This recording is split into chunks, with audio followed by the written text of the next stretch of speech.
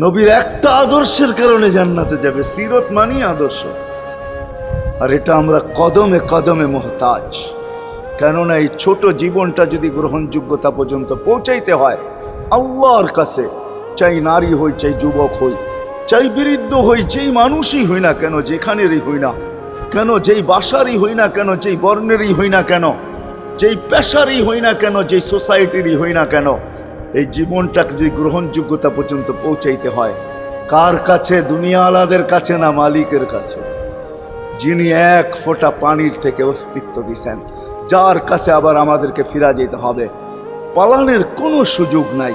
এই জন্যই কোরআন আমাদেরকে বোঝায় আইনাল মাফার। আল্লাহ বলতেছে কোথায় ভাগবে তুমি, বলো কোথায় ভাগবে?